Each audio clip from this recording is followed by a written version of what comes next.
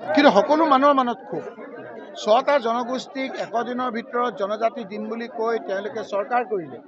100 দিন গ'ল, 200 দিন গ'ল, এবছৰ গ'ল, 2 বছৰ গ'ল, 10 বছৰ গ'ল। এতিয়া তেওঁলোকৰ ম্যাদ যাওঁ অৱস্থা। মই লোকসভাত সুধিলোঁ যে কোনদিনা আপোনালোকে 6 জনগোষ্ঠীক আপোনালোকে জনজাতি কৰিব। কৈছে আমি ৰাজ্য চৰকাৰৰ পৰা প্ৰস্তাৱে পোৱা নাই, আমি ক'ৰ পৰা দিম।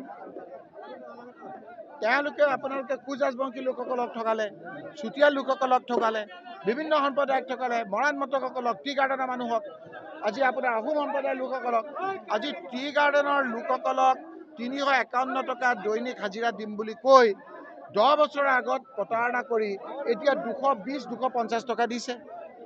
প্ৰত্যেকটো মানুহ, প্ৰত্যেকটো জনজাতি আজি ক্ষুব্ধ। তেওঁলোকৰ এজন উপযুক্ত মন্ত্ৰী নাই। বঙালী হিন্দু মানুহখিনিয়ে তেওঁলোকক কিমান ভোট দিলে, হিয়া উজাৰি ভোট দিলে। বঙালী হিন্দু মানুহৰ এজন প্ৰতিনিধি নাই। হিমন্ত বিশ্ব শৰ্মাৰ মন্ত্ৰীসভাত এজন ব্ৰহ্মপুত্ৰ বেৰীত বঙালী হিন্দু মানুহ মন্ত্ৰী নাই। কাৰ ওচৰলৈ যাব বঙালী হিন্দু মানুহখিনি? ইফালেতো ধৰ্মীয় সংখ্যালঘুখিনিকতো তেওঁলোকে বিভিন্ন ধৰণৰ প্ৰতাৰণা কৰিলে। এই মানুহখিনি ৱাকাফৰ যোগেদি যিটো অন্যায় কৰিলে, সেই অন্যায়টো ৰাইজে ৰখি আছে কোনদিনা আমি তাৰ প্ৰত্যুত্তৰ দিওঁ। ৱাকাফ সম্পত্তিটো কি?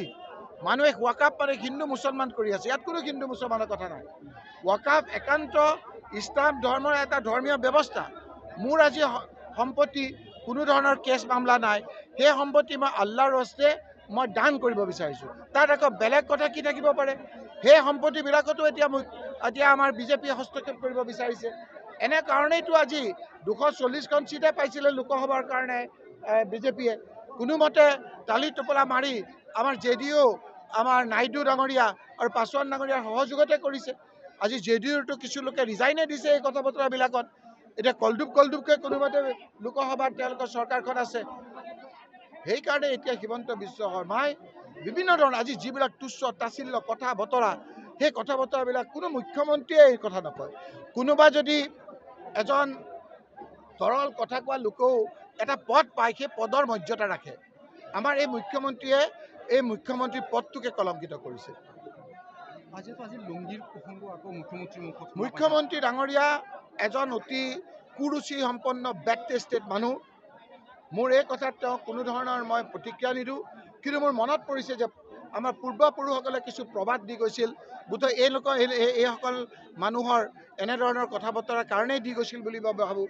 সেইকাৰণে তেওঁৰ এই উক্তিত মই এইটোৱে ক'ব বিচাৰোঁ যে চোৰে নেৰে চোৰৰ প্ৰবৃত্তি, কুকুৰে নেৰে চাই, যাৰ যি প্ৰবৃত্তি মৰিলে লগত যায়। এই লোকসকলে পদৰ তেওঁলোকে কলংকিত কৰিছে, এনেধৰণৰ কথা বতৰা কৈছে। গতিকে তেওঁৰ সেইটো স্বভাৱ, তেওঁ মাত কথাই মানুহৰ পৰিচয়। তেওঁ এনেধৰণৰ কথা বতৰা কৈয়ে তেওঁ জীৱিকা নিৰ্বাহ কৰে। আৰু সেইকাৰণে তেওঁৰ মুখত ভাল কথা নোলায়, এনেধৰণৰ কথা বতৰা ওলাই গোটেই সমাজখন বিশৃংখলতাৰ সৃষ্টি কৰে। মই এই কথাবিলাকৰ নিন্দা কৰিছোঁ, তীব্ৰ ভাষাৰে গৰিহণা দিছোঁ।